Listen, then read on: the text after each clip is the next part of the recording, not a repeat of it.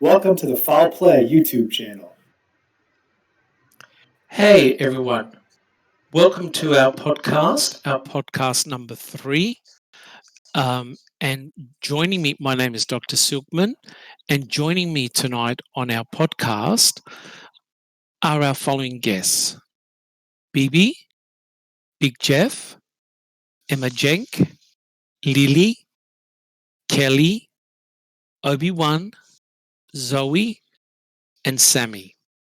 And guys, before we start the podcast, of course, we're continuing our podcast series on the life and time of Stephen Avery. Before I start, we all would like to thank all of our subscribers. We'd like to thank all the lovely comments and support that you've given to our podcast channel. And we invite you to always join us and to ask as many questions as possible. So we thank you very much. And before we actually start the podcast proper, I'd like to state that please go and see Billy's YouTube channel. He's doing some, and there will be a link. He's doing some fantastic work on the new images and pictures that have been released, and he's systematically going through those and commenting on a lot of the pictures, and it truly is remarkable. So guys, please check out Billy's YouTube channel. Okay, so guys, we'll make a start. And if you remember from our last podcast, we finished on slide 48. And this is the report written by Peg, I'll try and say her surname, Lautenschlager. And essentially what that report was about was having a look at the 1985 case. And as you can see clearly here, the major headlines were, and I'll read them out: report clears investigators and no wrongdoing in handling of the Avery case. Now, earlier today, one of our members, Big Jeff, did a presentation looking at this particular document. And what we're going to do is we have a series of slides where we're going to actually discuss the document. So there's a series of points that we'll talk about. And so guys, what we'll do, I'm going to hand you over to Big Jeff and we'll have a look at slide 1. Big Jeff, are you ready to go? Thank you, Dr. Silkman. I am. Before I begin, I just make sure that everybody's aware that putting together a read like we did is not the work of a single person. Really, there were 4 or 5 of us listening in, and our researcher Zoe does the bulk of the hard work, heavy lifting and hard work of putting this thing out. So thanks, Zoe, for all of that. So the first slide in the presentation talks about the overview of the document, and the point is not to read through all the bullet points on this document, but to try and understand why is this the outline that Peg chose for the document. Is she asking the right questions in this document? What are the things she talks about, and what are the things that she doesn't talk about? And is this indeed the right outline, or was just a copy of the outline for Stephen's relief for post-conviction that was not accepted by the Court of Appeals? Yes. Does anybody have any thoughts on that? Who would like to comment? Big Jeff? So my first thought was that what's not in this document would be what is the threshold for assigning wrongdoing, right? There's nothing about that. We know that wrongdoing was achieved if we find such and such. She goes through great examples, leaves strategic things out, so how indeed is this a comprehensive overview that we should believe proves full exoneration? And this is the outline for a whitewash, is what this is. Yes, I do agree. Is there anyone that would like to make a comment? Anybody? Looks like I baffled everyone with that one. Big Jeff. I think it looks like everyone is scared. Yeah. So we've had a look at the stated goals of the document, and you're right. So essentially, what Peg did was to have a look at was anything done wrong in the particular investigation from the conviction in 1985. And so if we have a look at slide 2, so we'll just go back up to slide 2. This is really an overview of the document that was written by Peg. Jeff, do you have any comments? I mean, it seems pretty well standard what we've got here because you actually did go through that in your presentation today. Is that correct? That's correct, and that's what I was referring to as that this is the outline of that document, containing the major headings and subheadings. And yes. The question is this the right outline? Yes. Are all the things included here that we'd like to say? And I think the answer to that is no. This is the outline of our work. Yeah, I do agree. I mean, in terms of like the points covered, one would have thought that what Peg went through should have revealed some disturbing facts. Do you agree with that? Oh, I do. There were some disturbing facts that she completely overlooked, and people yes. As we found out, some of the people in Vogel's office intimated Kocourek and said Kocourek was putting pressure on Vogel. Are we to take them at their word that this didn't happen? Yes. That's a not very an good investigation. No, it's not. So, guys, has anyone got any comments? Are you happy for us to proceed? Yeah, sure. Yeah, sure. We're good to go. Yeah. Yeah, you good to go? Yeah. All right. Obi-Wan, have you got a comment? I got my seatbelt fastened and I'm ready to go. Beautiful. Obi-Wan? Yeah, I just think it's odd that her purpose is to review the case, and she basically was working with Vogel's office. Yes. Basically, together they were working to set Avery up. Yeah, that really is very disturbing, and I must say that it was a very, very difficult document to read. The way I saw it was basically Dracula looking after the blood bank. One knew what the outcome was going to be. BB, you got a comment? We're all good? Yes. So if we go to slide 3, where we have a look at the composite drawing, this character here, Jean Couchet, you couldn't even write it in a fiction novel. He was just completely unbelievable. Now, Big Jeff, do you have any comments about that, about Jean Couchet? Many people probably recognize Jean Couchet from the MAM interview. Yes. And one of the things that strikes me about that MAM interview is that he in particular is one of the people who indicates that he's just not a big believer in DNA evidence, and that anything you want can be faked. That I think that we should look to the composite drawing for probably our first good example of one of the things that can be faked. Yeah, it actually is very disturbing, and we cover Jean Couchet in our podcast, and it goes to show, I believe, guys, how important first impressions are. And if you've got a victim who's been, attacked, like poor Penny was, bashed, and not in a good state, you have to be very, very cautious, because a victim like that is going to be very suggestible. What do you think, guys? Well, for me, Emma. If Penny couldn't read the statement because her eyes were so badly swollen and hurt, then she couldn't have looked at the picture to say yes or no because it was around the same time. Correct. Yep, a very good point. So, as I said, guys, those early hours, those early days are going to be very, very important.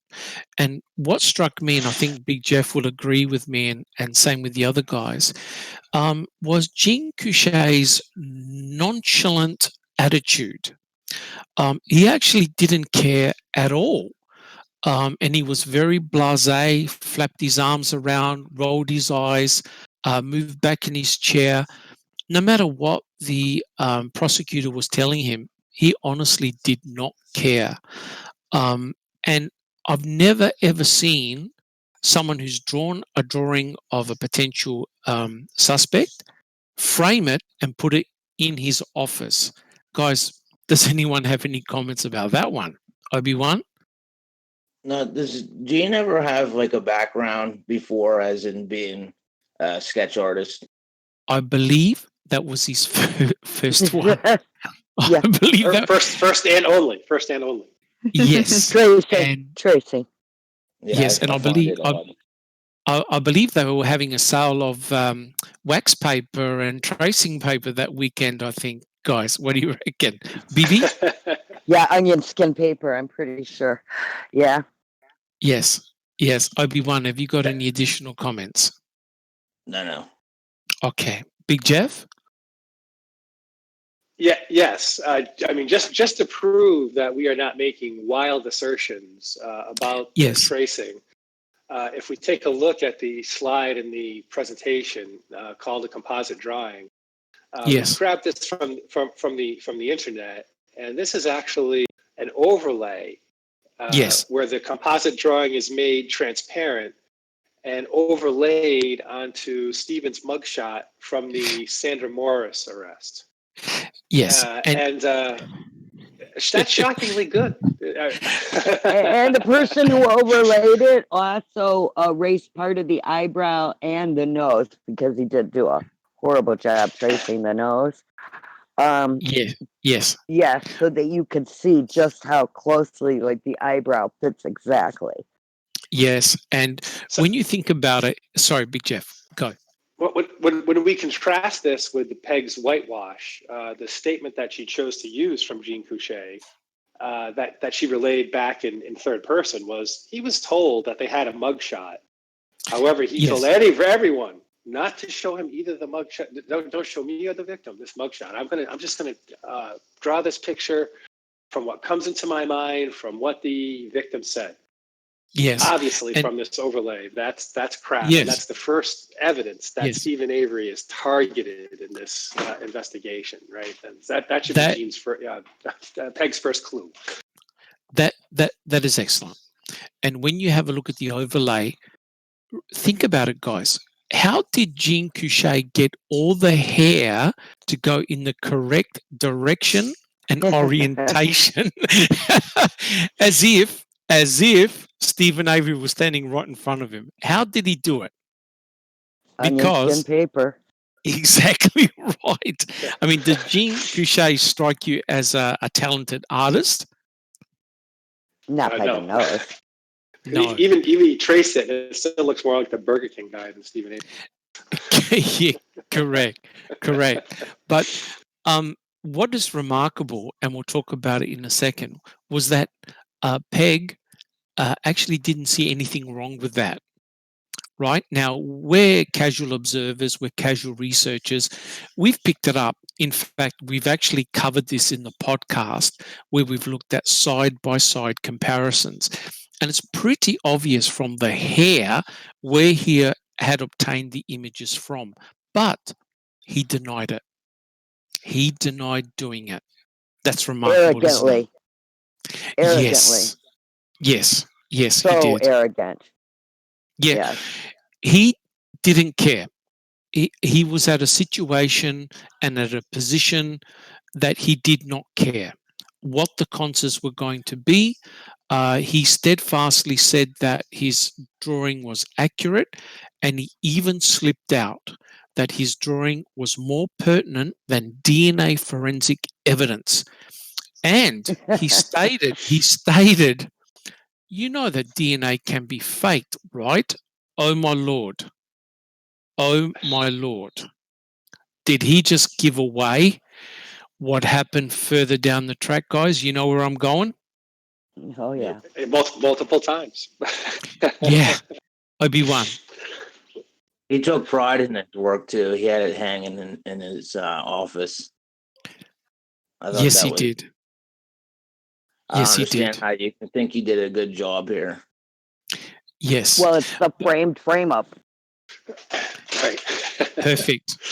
Perfect. The fact that he's smart enough or intelligent enough to deny that this was a tracing is the guilty plea right there. That's the self-contained guilty plea. Yes. Right? He doesn't tell anybody this is right. I mean, because if he admitted that, it would be admitting targeting Stephen Avery, and that would just crumble Peg's whole house of cards from the very beginning. The first section, the composite drawing. Yes, that is an excellent point. So as you can see, what it is your classic tunnel vision. It's like a mouse going down a pathway to the cheese. It's got one direction to go. So essentially what you're doing is you're setting up the victim. Do you guys agree? You're setting the victim up to provide you with the answer you see. BB. Yes, definitely they are. They're she can't even see right. Yes, correct.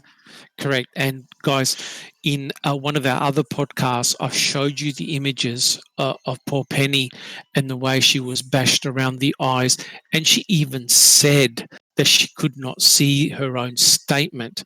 And that Judy Dvorak said, well, just sign it anyway. And yeah, that's true.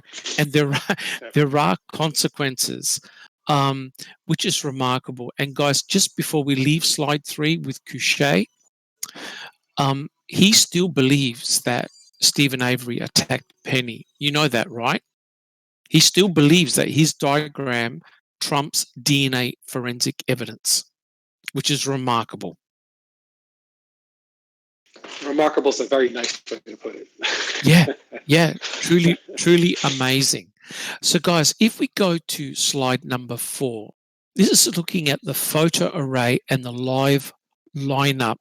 Now, this is when some amazing shenanigans took place. Big Jeff, do you want to guide us to what happened here? Yeah, I'll be glad to do that. But I know one of our members has some very pertinent information. Emma, would you like to? Thank you, Big Jeff. Emma, would you like to make a comment about the photo array and the live lineup?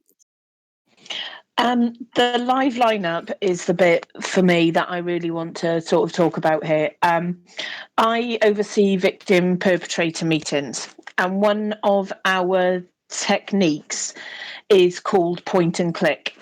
We do often find victims will talk to us when we ask the questions and the perpetrators when they should be looking at and talking to the other person. So that's where point and click comes into play. You make eye contact with the person talking to you, and then you turn and look at the person you want them to turn and look at. Right. And that is something we're all trained in that, and it works. So in actual fact, correct me if I'm wrong here, Big Jeff, but one of the people in the lineup was consistently looking at Stephen. Is that correct? We have Peg L to thank for that information. That's correct. If she says it must be true, right? Yeah, that is truly remarkable. Emma, do you have any additional information? Yeah, my understanding is there were probably sort of a shortage of people that fit the bill as far as Stephen goes in the live lineup. It's very possible and probable that they were using police officers as stand-ins in that lineup. And I will bet money that someone trained in point and click would be someone along the lines of a police officer. That's an excellent point. So essentially what we've got here, we've got Jean Couchet with his diagram. So basically suggesting or pre-suggesting things to the victim, Penny. We've got Judy Dvorak making verbal statements. Oh, that looks like Stephen Avery. That's interesting. And now, as Emma has explained, it could be a setup in the lineup in which they're looking, or one particular person is looking at Stephen Avery. So therefore, it's going to draw attention specifically to him. Emma, do you agree with that? Yes, I do. That the movement of looking at someone would have encouraged Penny to look at that same person as well. That's why point and click works in the meetings. That it's what it's designed to do, and it does work. Right. Big Jeff? Right. So in case people aren't familiar with the document for reading, go back and listen to the reading of the full document if you're not. There'll be a link in the description. What happened was Penny was given a photo array of some number of photographs. She picked out Stephen Avery. Then there was a live lineup of some number of people. She picked out Stephen Avery. And coincidentally, there was only one person who was in both the photo array and the live lineup. I wonder if Obi-Wan has anything to say about it. Obi-Wan? What do you think? Oh, I mean, it's really strange because when you look at the photo lineup, I mean, he sticks out like a sore thumb. Because of his stature and his size, it's just you automatically are like drawn to him because of the size. Yes, and notice how he's put in between two much taller guys. Yes, and your eyes just like fixated on him. Like as soon as you look at the picture, that's the first thing you look at is it's just really odd. Correct. So one more point about Stephen. If we recall, he was arrested 8 hours after the attack. Correct. And the lineup was 3 days after the attack. He had been in prison for 3 days. He had been denied contact with his lawyer. He had been denied contact with his family. Do you think he might have been a little nervous in that police lineup? I would say he would have been. No, I was going to say he would have been sweating profusely. That is for sure. And of course, I mean, you've got it in the back of your mind. You think about it. You're probably asking the question, why am I here? And what trouble am I in? And you can see the long tentacles already in play, which is rather amazing. And don't forget the Sandra Morris incident, okay? Because he was out on bail. So this is going to be all wrapped up nice and tight. So guys, if we can finish slide 4, you can see from Peg's report, there was absolutely nothing wrong with the photo array and the live lineup. But I want to ask what, except, yes, Bibi? Except they left one very important person out of both. That's exactly what I was going to say.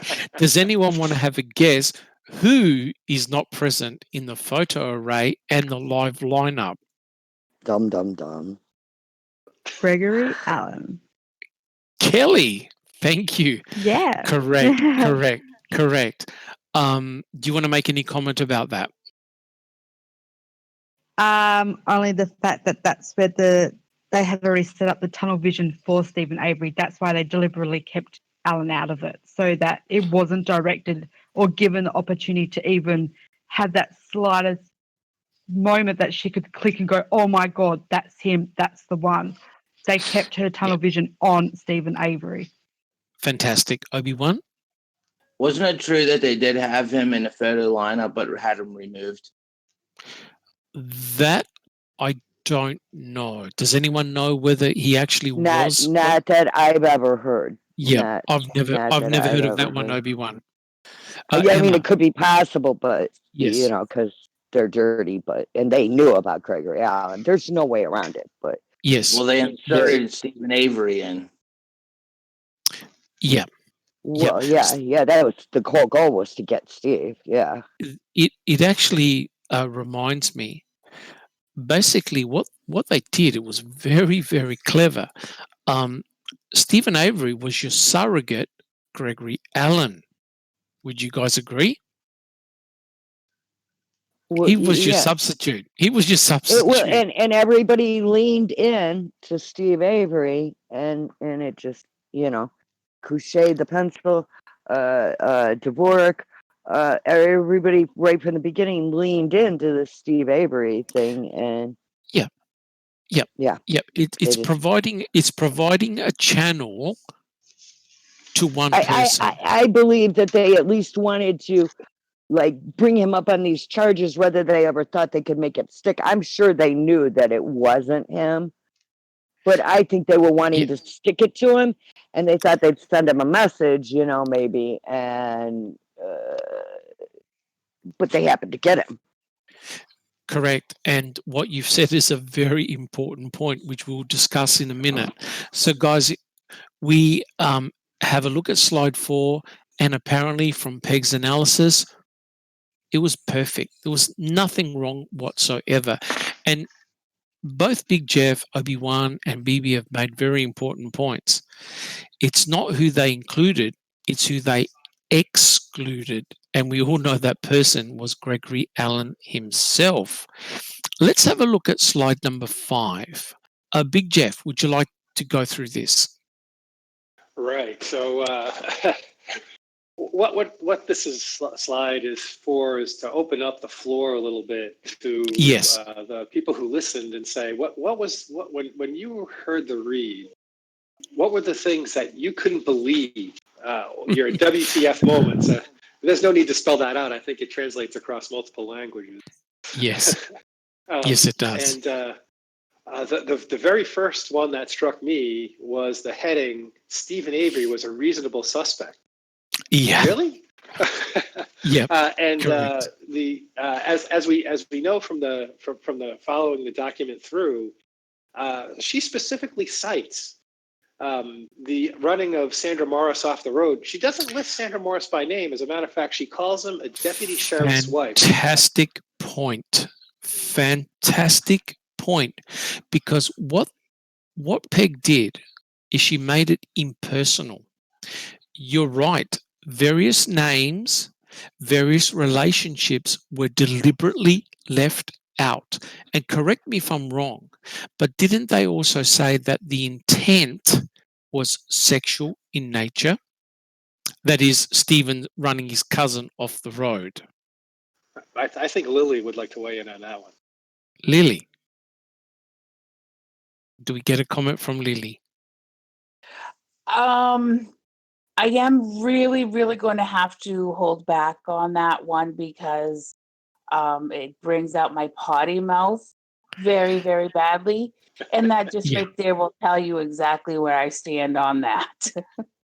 Well, what other things, Lily, did they have on Stephen that were sexual in nature? Nothing except for what Sandra said. They had nothing on it. And Alan fit 75% of what Peg described in her report fit Alan to a T. It had Alan written all over it, blinking neon lights. Yeah. And that is the disturbing aspect. And I found reading the report, I was very, very angry. And we'll discuss that in a moment. So, guys, does anyone want to make any more comments on slide number 5? We talked about the fact that they actually left out Sandra Morris's name. They left out the fact that it was his cousin. So the impression is, if you're reading the report, Stephen randomly ran a female off the road and pointed a gun at her. That's the impression you get if you read the report. Well, and more than a random female, a sheriff's wife. Correct. Right. Correct. Correct. Like And he had guys, specifically hunted down a sheriff's wife to correct. attack. Yes, for nefarious reasons, of course. Not that it's a family feud that's going on. Yes. And you should Obi-Wan. be provoked by the. Oh, sorry. No One problems of at all. They usually don't put the victim's name in, but they can say victim. The reason probably why they said the deputy sheriff's wife was, you know what I mean, to make it look even worse than Right. Yeah. Yeah, saying victim. exactly. Right. Yeah. She's Otherwise, playing Like they it words. was could a have said personal attack cousin. or something. Otherwise, they could have said cousin. Right. Correct. But that doesn't have the same impact, does it? No. Exactly why they didn't use it. Yep. And so, look, guys, I know you're going to get angry with what I'm going to say. You're going to get very furious with Dr. Silkman. But I believe that Peg did a magnificent job. She turned a turd into gold. Guys, do you agree with my statement? Yes, you did. Okay, yes. You'll be able to live for today. Oh, thank God for that. Thank you, guys. Well said. When I agree. Yeah. Emma, do you have a comment? Yeah, just going back to was Stephen a Yes. suspect and all that. When people are carrying out those sorts of crimes, you don't just go out one day randomly and Yes. someone. There's an escalation process to it, and Gregory Allen was displaying this escalation towards rape. Whereas Stephen Avery, you see nothing. There is none of the escalation, which is why they had to try and turn the Sandra Morris thing into something sexually motivated. Excellent point. And you see, you're right. The test case was Sandra Morris.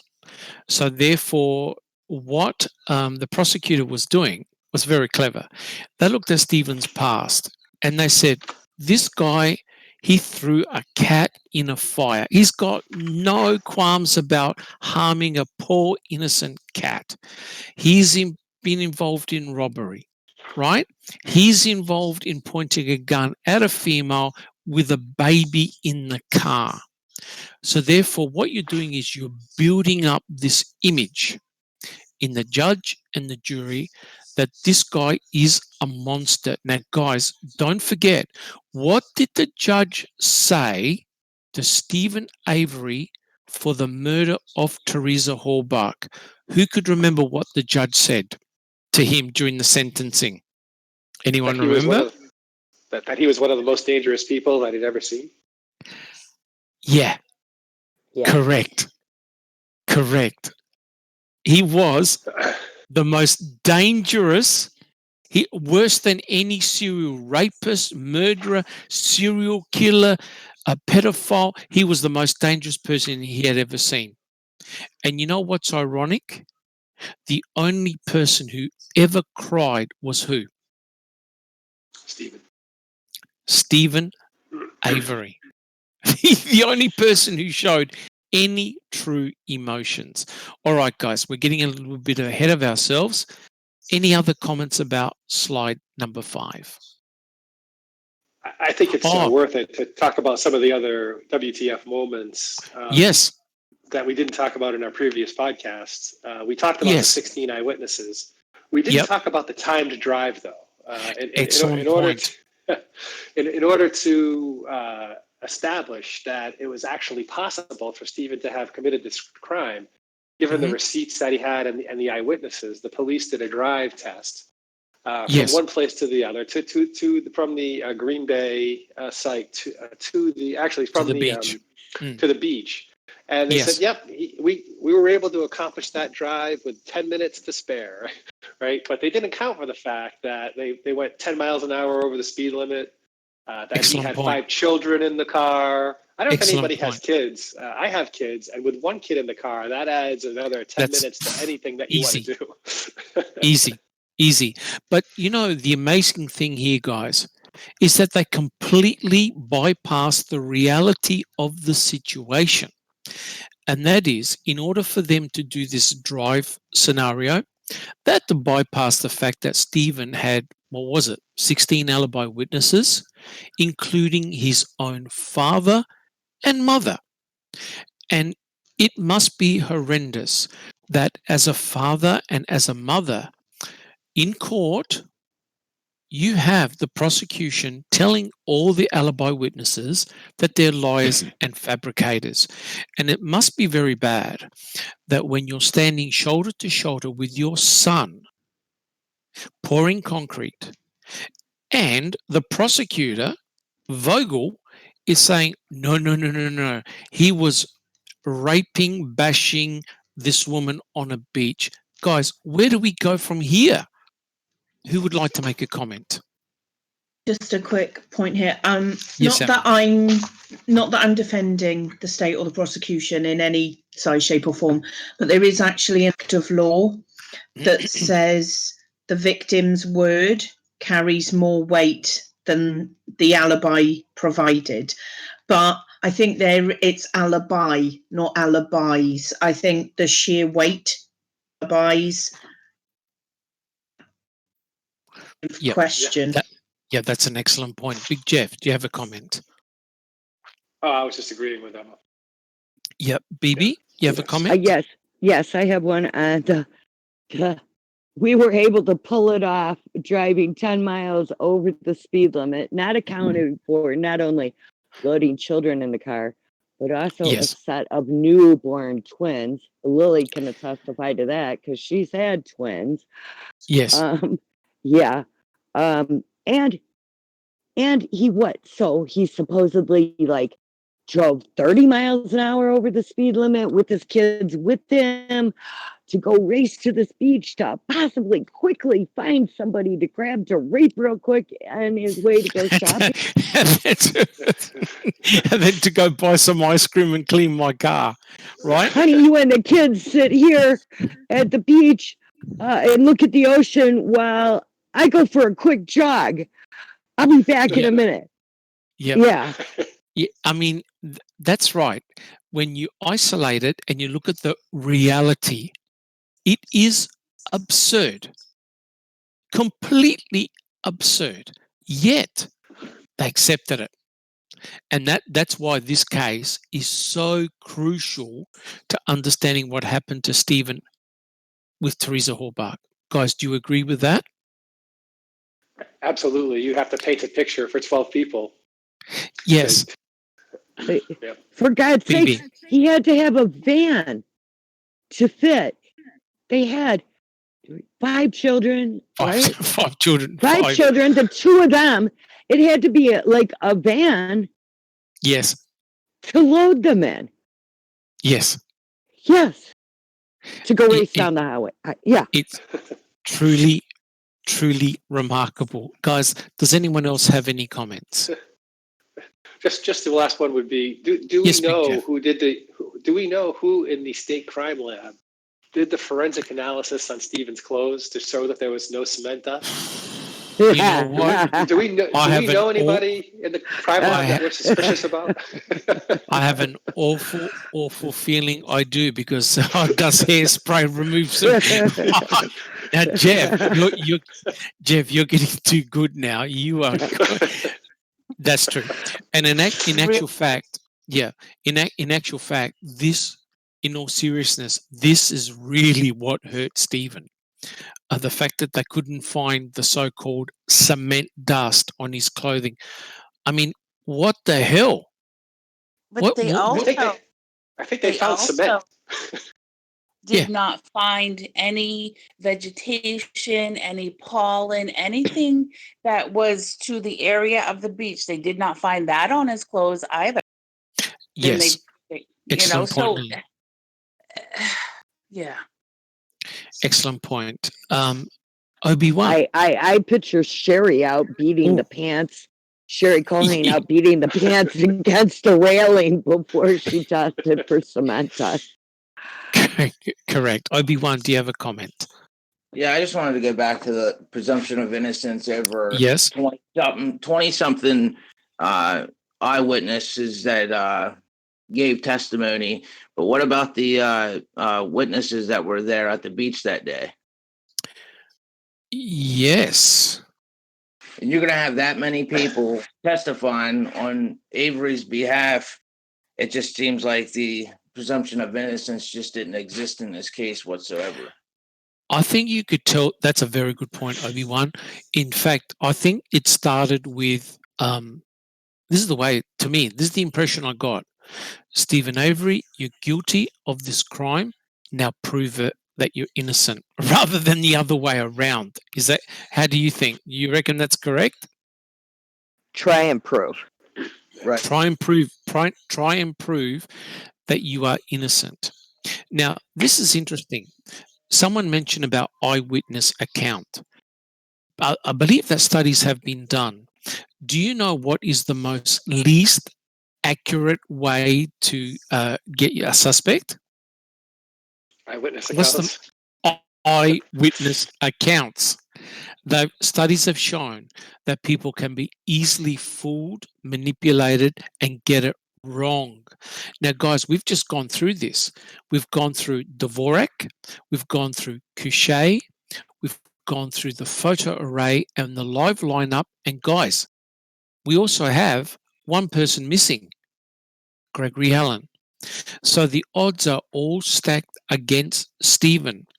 And the amazing thing is, Peg did not find anything wrong with the methodology used in order to conduct this investigation. That is what is disturbing. Big Jeff, what do you think? One of the things that that she pulled off in her document was, she said that she was going to find the problems, and she identified a problem, and that problem was the lack of communication between the sheriff's department and the police department, right? Which were Yes. two entities, and it was the police department that was watching Allen. Yes. And the sheriff's department did not have that information, so she was able to Right. uncover something big and start a state realignment to make sure this doesn't happen again.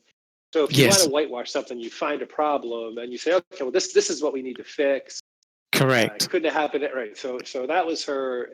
That was where we have evidence. People from the police department said they went to Vogel and said, you should be thinking about Gregory Allen. Oh, no, we got the right guy. Correct. But nothing happened wrong, right? So correct. You have to ask yourself again, without stating what the threshold for wrongdoing is, and that's pretty high. When you actually think about it, what would you actually have to prove? So let's put the Jean Couchet stuff aside. That something criminal happened here. Anything that happened with Vogel and Kocourek, it's somebody's word versus somebody else's. It's going to be very, very hard to prove a criminal level of wrongdoing. So Correct. what Peg did was found something to point at and say, this is what we need to fix, and you can turn your focus. Correct. And if we have a look at slide number 6, which is exactly what you just talked about, and that was the so-called memory problems. And it became very clear, and we'll talk about this in the other slides, that when the depositions were on, all of a sudden, all the major players, apart from Couchet, they all suddenly were blaming Alzheimer's disease. Now, guys, have you ever seen this ever in an investigation? Who would like to make a comment? Lots of them. Iran-Contra comes. I can't recall. Correct. Happens all the time when you're caught red-handed. Correct. And what you just said really summarized exactly what swayed Peg, and that is the two major bad boys in this particular case, the sheriff and the DA. They never confirmed any of the statements made by others, suggesting that Gregory Allen should have been looked at. Everyone said, I can't remember, I can't recall. So clearly what Peg's, guys, I see no problem here. Yes, there's a lot of chatter here, a lot of chatter there, but there is no official document that says, yes, we really should have looked at Gregory Allen, but the reality was there were documents, right? Do you agree? Oh yeah, they existed at the Manitowoc Police Department. Correct. Which means, as we've been talking about, Stephen Avery was being deliberately targeted. No question about that. So guys, if we have a look at our last slide in this presentation here, this to me just is mind blowing. Does anyone want to make a comment about this particular slide? Lily, would you like to make a comment? Have you calmed down? I think BB is the one for this one. Oh, because, BB. Vogel's on my radar, let me tell you. Tell me. There's no way. Vogel had prosecuted Gregory Allen before. There's no way he didn't know about him. Yes. There is no way. In fact, correct me if I'm wrong, inside his Stephen Avery file, he had documentation about Gregory Allen. Yes. In his own file. And he had been part of prosecuting Gregory Allen before for some of his misadventures. Yes. Yes, there's no way he didn't know about his existence. Yes. Well, and there's eyewitnesses that report, and Peg reflects this in the document, that said that Vogel had checked with Allen's parole officer, and his parole officer said he was somewhere else. But oh, by the way, he wasn't even on parole at the time that Bernstein had said.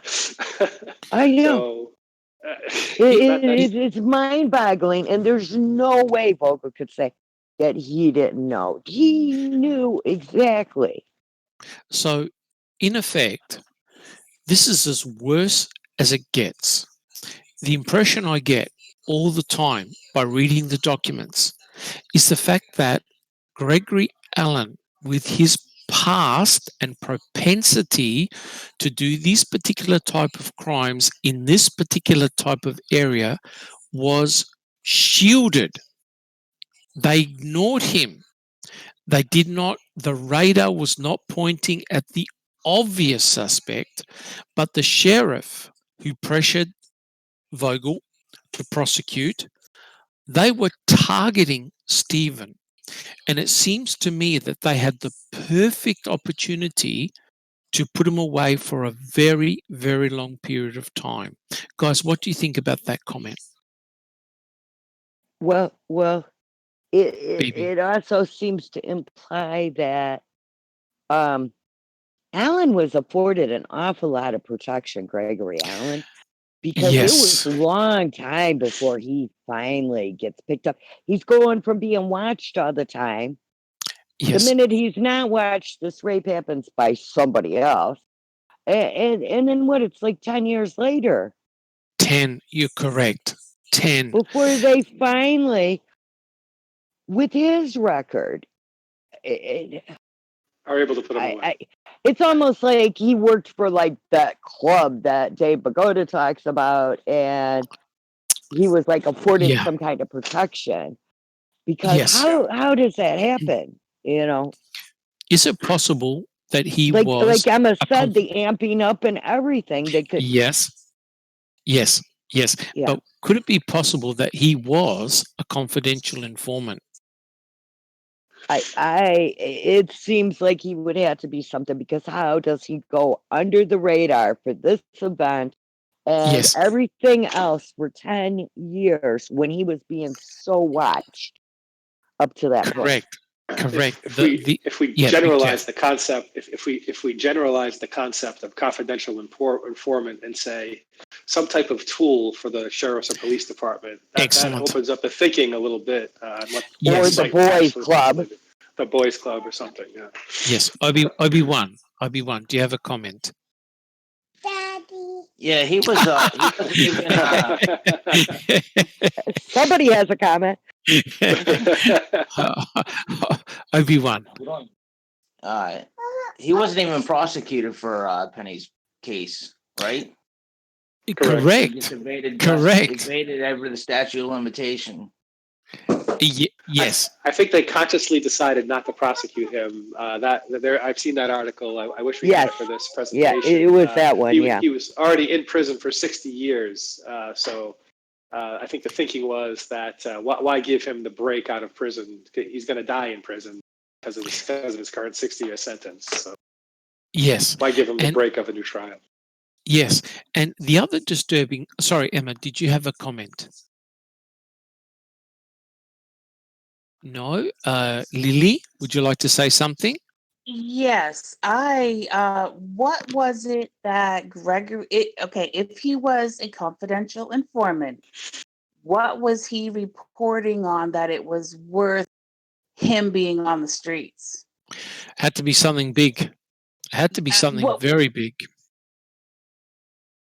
Well, the thing is, what was he involved in? Was narcotics involved? Is that still worth letting somebody who harms people I agree. still run the streets? Women and girls. Depends on the I value agree. of the information in the police's eyes, I would say. Yes. Evidently. Obi-Wan. Well, Gregory Allen had previous drug charges, right? Yes. I believe so. Yes. Yeah, he was a user himself, from what I have read in a couple spots. Yes. Big Jeff? Oh yeah, I have more of a comment on the slide as it's written. Yes. Yes. Go for it. It's kind of a change of subject and leading on, but this is a wonderful slide. Zoe, or you might have put it together. Yeah, I'll put this one together. This is a great one because it gets us a little bit back towards the nature, and this is where I expected BB to make a big comment. It seems to me that if you got Vogel or Kocourek under oath, questions that they would not be able to avoid the questions that we brought up. It was imperative that they not be questioned under oath, because I can't recall stuff. It's not going to fly, because they're just going to keep on getting pounded and pounded with the facts. Correct. What do you think about the fact that the disappearance of Teresa Halbach happened at such a convenient time? Well, I'm always throwing around that word convenient, because everything happens conveniently, just in time. It does. Yes. And it happened just conveniently in time to stop the last two, the biggest two. The big fish. The big fish. Correct. Yes. And the other comment, if I may, is that despite them having no memory, the prosecutor would have put document after document after document right in front of them. Yeah. And if you remember from MAM, they did the same thing to Judy Dvorak, who looked like the cat that ate the cream, and basically said, "Who, me? I never said those words. I didn't use those words in that particular content, although they were direct verbatim." Yeah. So in other words, despite them being caught red-handed with the hand in the cookie jar and the chocolate around their lips, they still denied any wrongdoing. All of them. Absolutely all of them. But it's so obvious. It's so obvious. It's just mind-boggling. But how can we, as casual researchers, see the holes and an attorney general not see them? What does that indicate to you? I believe they've seen them. I believe they all knew. I believe it was deliberate. I believe he was targeted over and over again. And I'm sure it definitely started with the Sandra thing, but I also sometimes wonder if it's not something underlying, maybe even before that we haven't figured out. Yes. So you know what is interesting? It was the sheriff's department that was doing the ramping up That's right. That's a it's brilliant point. it's the opposite. It's not Stephen who's doing the ramping up. Well, I It's the feel sheriff's department. I don't think they thought that he was going to get enough time to suit them for the Sandra Morris thing. Yes. And I think this rape conveniently happened at just the right time. And they Yes. all leaned in to make it be Steve to Yes. secure more time. Correct. Nessa Overton The- has a question Ooh. in the chat.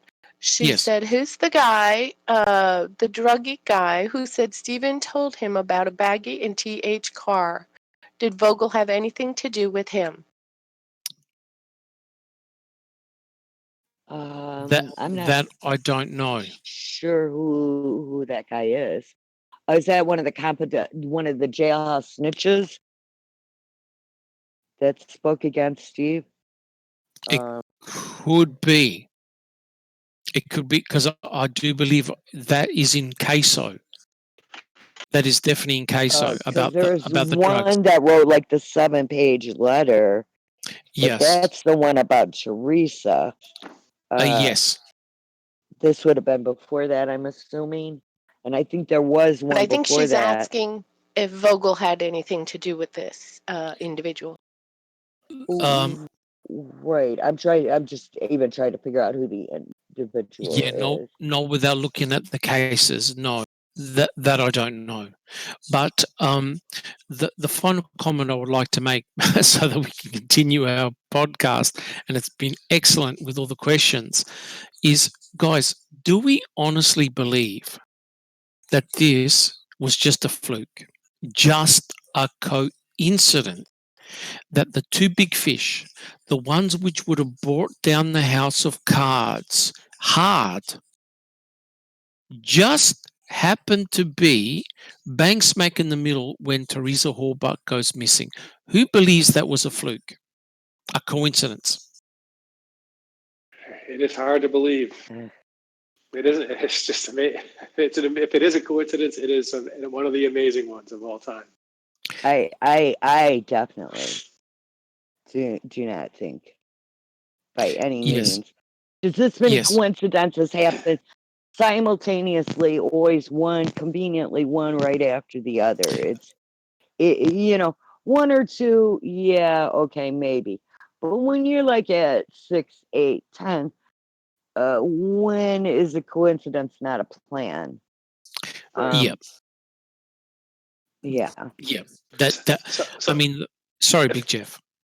I'm sorry to interrupt you. Would you No, like to? no. Go, okay. Go. So I think just to underscore your point that you just made, which I think is absolutely brilliant, and the question that you asked, what does this speak of? And obviously, it speaks of a whitewash. But yes, what does it point? Doesn't it point to kind of systematic behavior? I mean, the wheels are turning a little bit too smoothly. This has happened before. And not just no to question. Steve, to other people. They want to get rid of somebody. That person is out. Yes, no question. If I could make one more point, of course. When I first started watching MAM, and when I watched MAM 1, and hadn't done the research that I'd done, and don't understand what I understand right now, I said to myself, well, Stephen was suing for $36 million, but he probably wouldn't have got it. He might have maybe he would have got a couple million, but 36 million seems over the top. Yes. But when you dig into the level of corruption, 36 was loose change.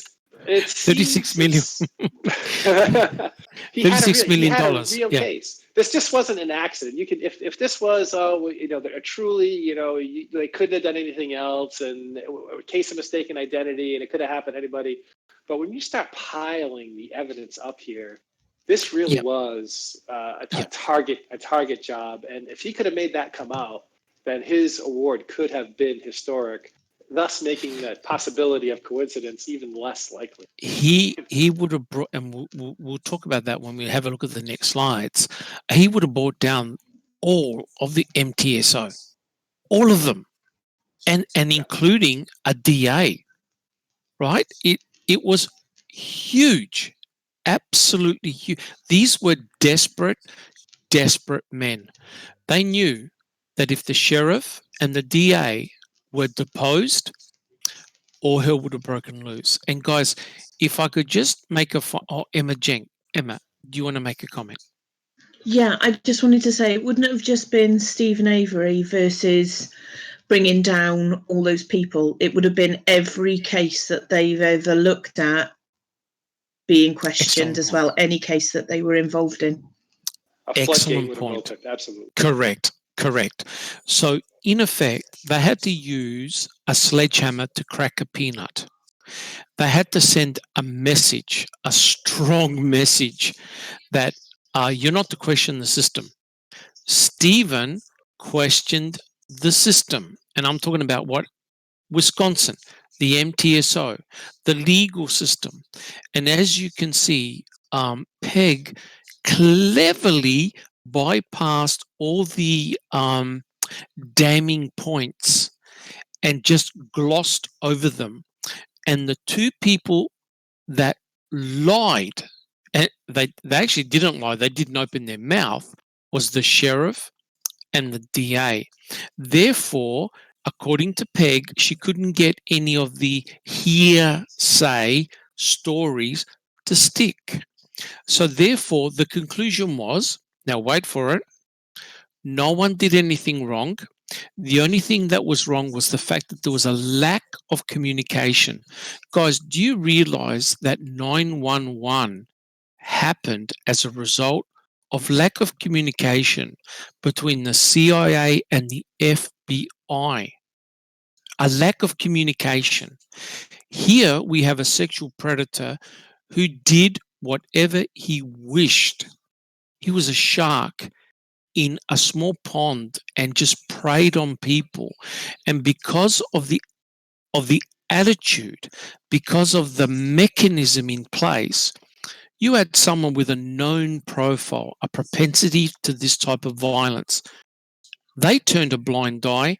They targeted Stephen Avery as an easy target to frame, and they succeeded in doing so. So it's remarkable that Gregory Allen was not put into the picture. Now, here's the remarkable thing that Peg said.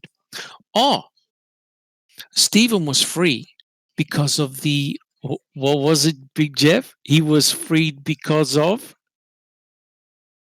I don't remember the DNA. The DNA. Yeah. We didn't, and Peg goes, but we didn't have that technology back then. And here's the irony. Oh Lord, here's the irony. We now have the technology to test burnt, fragmented bones. And guess what the state is preventing Kathleen Zellner's experts from doing? Testing the bones.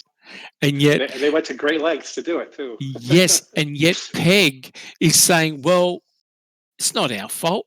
We couldn't release the guy. The technology wasn't there. And it's just remarkable, the absolute dual nature of the bizarre state that poor Stephen found himself in. Guys, do you all agree with that? Unquestionably. So no one got Bibi. You have a comment? Yeah, definitely agree. Yes. Yeah. So remarkably, no one got a slap on the wrist. They blamed a lack of communication and just a coincidence that the day they stopped looking at Gregory Allen for surveillance was the day that Penny Bernstein happened to be attacked. So if we look at it like a layer cake, the remarkable thing was Penny even said, oh, had we included Gregory Allen from the beginning, it's likely that Stephen never would have been prosecuted. Guys, who feels sick? No one wants to answer. Me, yeah. No, I don't know. I feel dirty. I feel like I need a shower. Yeah. It's terribly just disgusting. Yeah, that's a strong statement right there. Obi-Wan? That's a strong statement. Yes. Yep.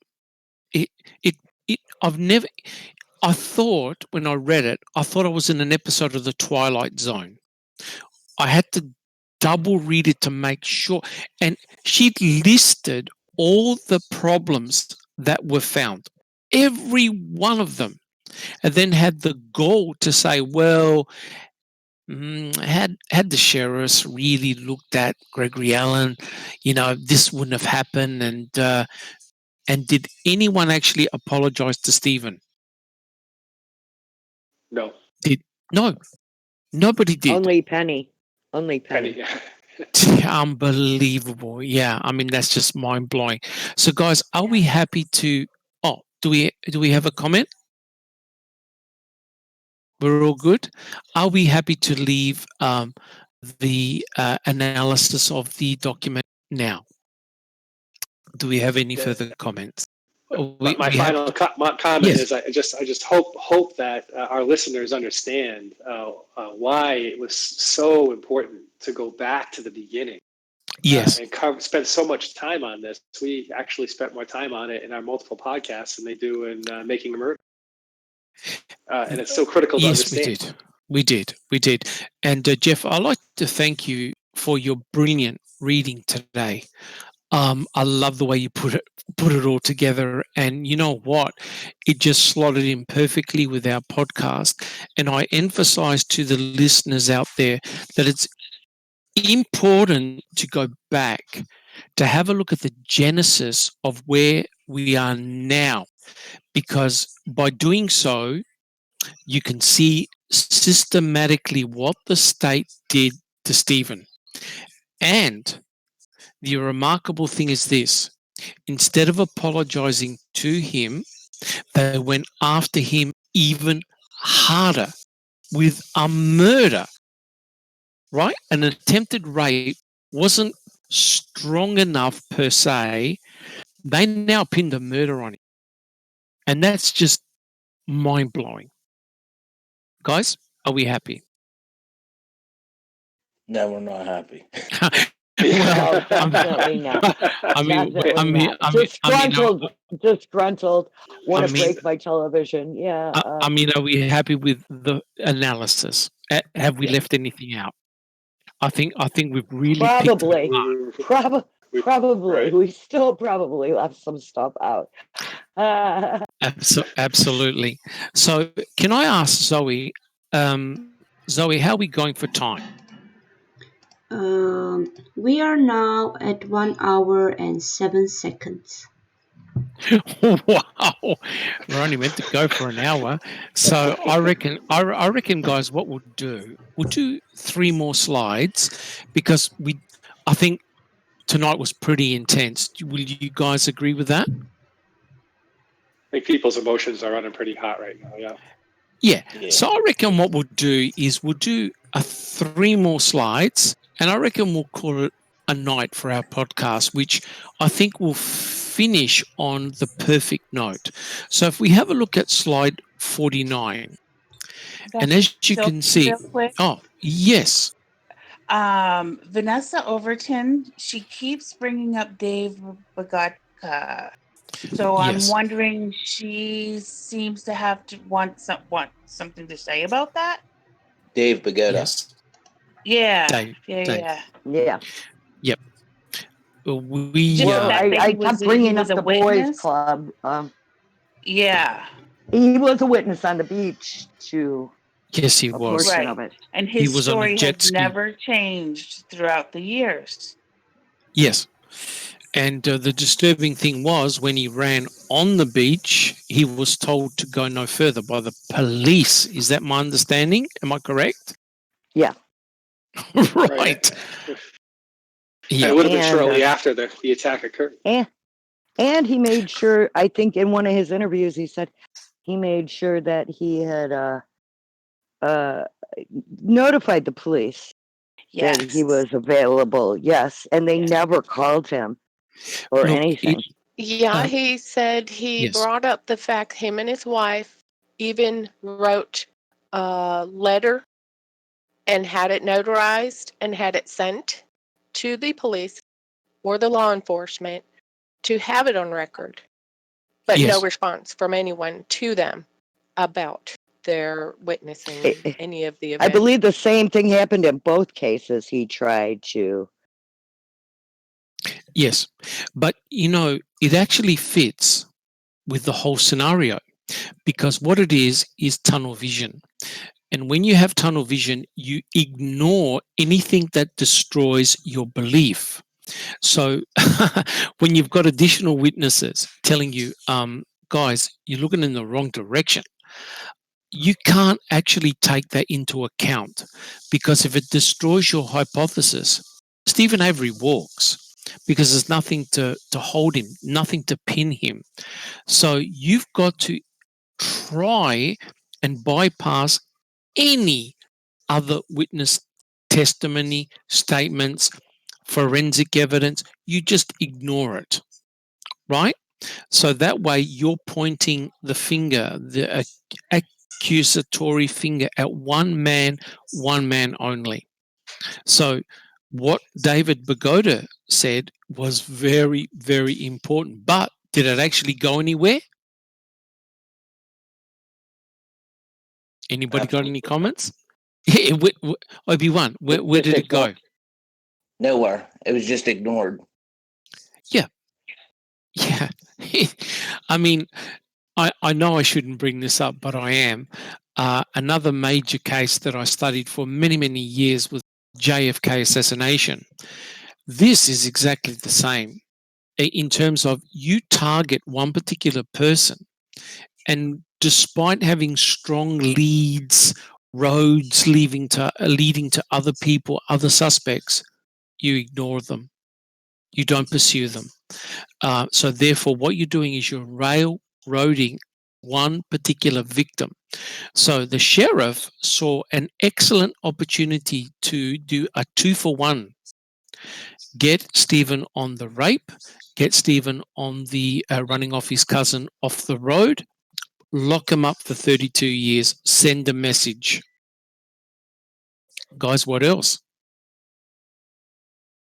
Well, Bogota made like several attempts to contact members of law enforcement and the DA. And each time he was just blatantly ignored. Yep. Perfectly Zoe. keeping. Yep. Zoe, where did you get that quote from? Is that a quote from Dave? Yes, it was a quote from him, yes. Do you want to read that out, since we have an actual quote of his? Yeah. Well, I wrote it. Can somebody else read it, please? I wrote it in the comments. Dave doesn't recall filling out an official statement, but does remember the cops implying that he, Dave, didn't need to do anything further because he didn't witness anything significant. Yep. There we go. Yep. So in other words, if he didn't have a video camera videotaping the assault, they didn't want to know about it. Millbilly says allegedly. Yes, allegedly. So All right, was that evidence not as significant as Cuss Road? Nothing to see here. Carry on. Oh God, you just gave me a heart attack. It's in keeping with the MO. Millbilly also has pointed out. Oh, sorry. Millbilly has also pointed out that he claims there was also someone on the beach recording it with a video camera too. Yeah. I mean, I don't even want to go there, but this sounds like a setup. This sounds really bad. Let's think about it. Gregory Allen is under surveillance. They know that he's been ramping up his crimes. They know that he's actually attacked women on this beach, this very beach, right? And it's remarkable that the day that he stops surveillance, the attack takes place. Guys, I don't even want to go there. The implication of if somebody recorded it, they could have handed that over to the police and they might have had a recording of Gregory Allen attacking her or walking away afterwards or whatever. Yeah. And maybe even buried that potentially and still frame Steve. Yeah, look, there's no God's question sake. about it. That's a very good point, BB. What I've learned in this case, in the Steve Avery case and Brendan Dassey case, is what they don't present and what they suppress. And a lot of stuff got suppressed. So therefore, the jury and the judge only gets to hear certain aspects, and a lot of material is left out. Now, I know that Millbilly is doing excellent research with the pictures and the new pictures that have been released. But you know what? There's probably several thousand that haven't been released because they're likely to be 3. damning. Yeah, they're likely to be damning. So it's very, very interesting. So, guys, let's finish off the podcast. Otherwise, we'll be here till tomorrow. And I love the discussion. But, guys, let's have a look at slide 49. And this is remarkable because now you can see the sheriff made comments like, I don't know what else we could have done at the time. Does anyone want to make a comment on that? I do. Jeff. Big Jeff. I know what we could have done at the time. That's just such an absurd comment. Yes. Trying to cover for himself. I'm reminiscent of Janet Reno's comment at the Branch Davidian compound, every single person dying. We couldn't have done anything different. Correct. But the remarkable thing is they had no qualms at all in making statements like that when they knew all the information that they had but tried to suppress it. And again, what it's doing is using the media to manipulate thoughts, ideas. They're basically pushing the wrongdoing away from them. And you reminded me of one important point, guys.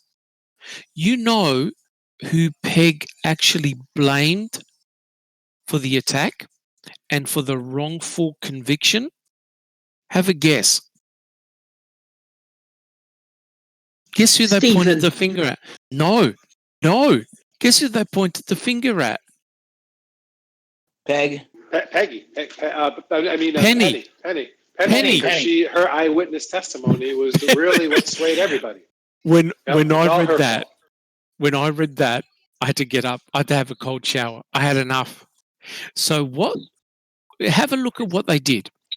They blamed the victim. So what they did is they set the victim up. They pointed all fingers towards one man, Stephen Avery. Then they had the gall to blame Penny for the fact that she pointed Stephen out in a lineup and a photograph, even though they had set up the conditions for Penny to point the finger at one man. And they had the gall to blame, ultimately, the victim, Emma. And also what she's half blind. Yeah. Emma, do you have a comment? This is typical sort of flanking maneuver going on. They clearly have suggested and manipulated a lot and then covered their backs by saying, oh, it wasn't us, it was Penny's fault. She's the one that pointed the finger. That is staggering. That is completely staggering. Big Jeff.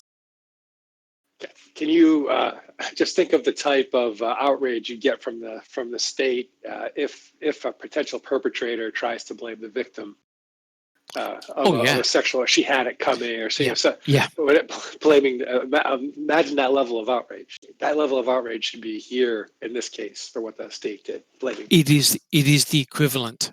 To me, it is the equivalent because you see, Peg had to use a get out clause. She knew she was sitting on a powder keg.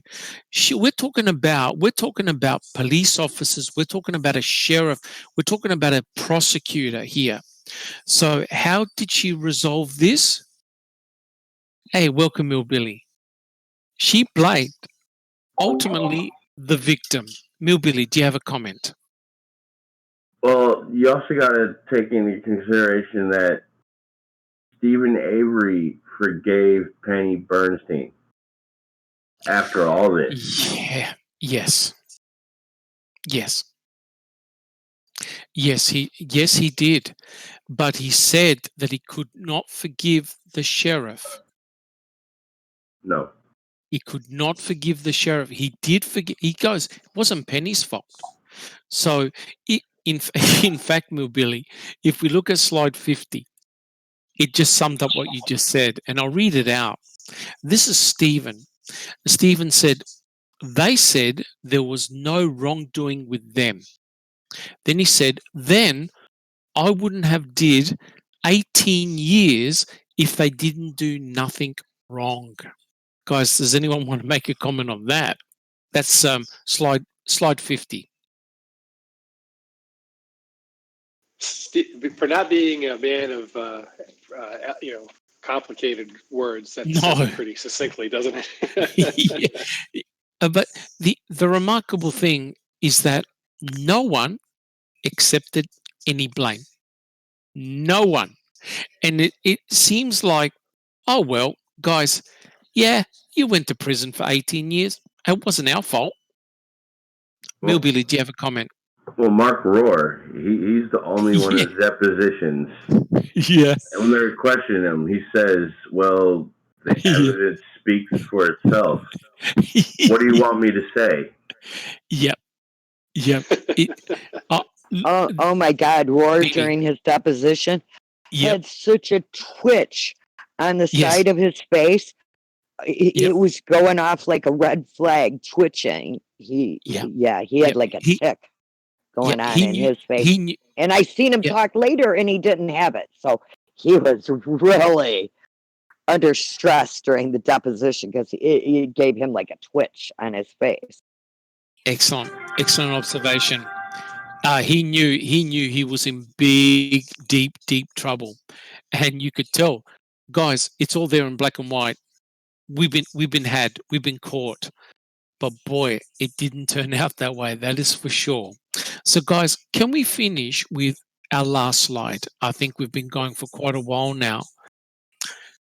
Oh, look, it must be shattering. And if you have a look at this picture of Stephen, he looks so highly stressed.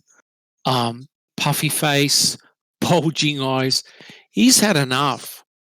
If you've been sitting in a cage for 18 years and you have always said, I'm innocent, I haven't done this crime, I haven't done any of this, and to know the shenanigans that were played at a very high level, guys, that's why they went ahead with the civil lawsuit. Are there any comments? Obi-Wan. With this, if anyone actually believes that this was an accident and not a complete setup and frame job, we'd like to hear it in the comments. And keep your swearing to a minimum. Obi-Wan, sorry about that. In one of Buting's interviews, he says that Avery had a $400,000 check sitting on the governor's desk waiting for him. But that's what he got when he was able to get legal counsel for it. I'm wondering why, because they're saying that they basically say that his lawsuit, he finalized his lawsuit, and that's the money that he used to pay for counsel. Well, he already had a $400,000 check waiting on, and that wasn't even part of the lawsuit. No, it wasn't. So what you just said is excellent. No matter what happened, he was going to get $400,000. In actual fact, in our next podcast, we'll be addressing and looking at all of that. No matter what happened, he was going to get that $400,000. But clearly, he had enough.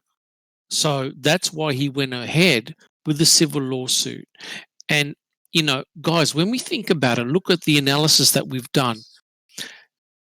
With all the depositions that were taking place, they knew they got caught out. And it would have been a no-brainer because they wrote their own depositions, their own words were being used against them. They had their backs to the wall. Guys, do we have any final comments before we close the podcast? Yes, Big Jeff. I would just like to remind everyone of the great work that Millbilly's doing.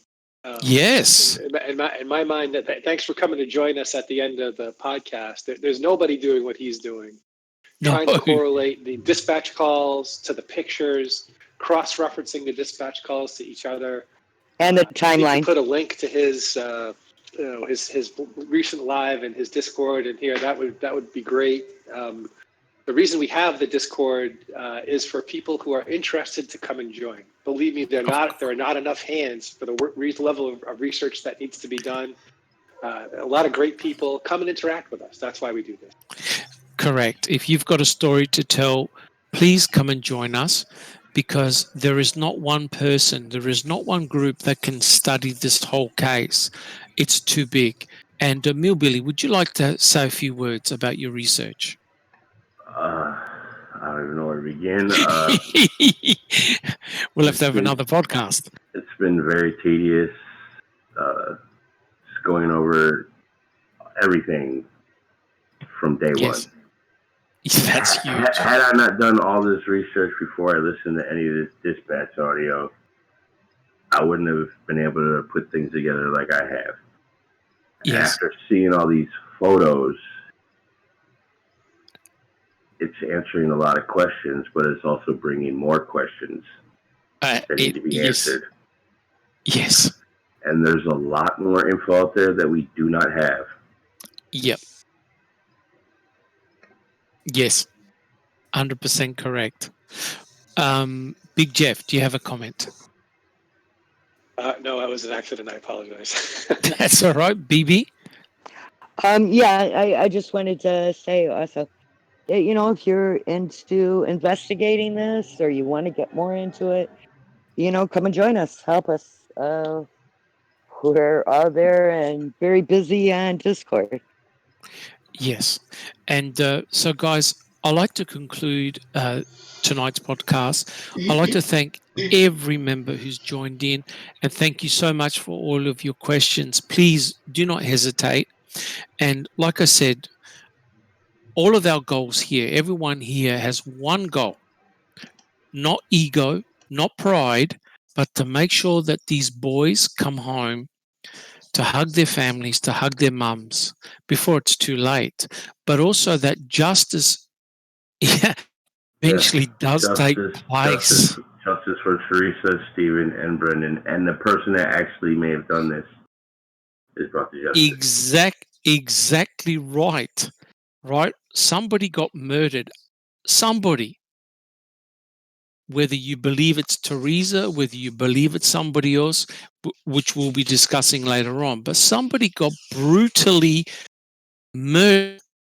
And when you have the police, when you have the MTSO, when you have investigators covering up, suppressing, you're never going to get to the truth. What are they hiding? That's the important thing. I think what we can see here, guys, what we've done, we can see the seeds of what's going to transpire next. Guys, are we happy with that? Very much so. Thank you for that great articulation. Very. All right, guys, we're going to end our podcast. I'd like to thank all of our listeners for listening and for joining and for subscribing.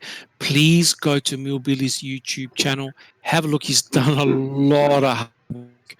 And guys, I thank you, and we will join you again very soon next week. Thank you, guys. Thank you.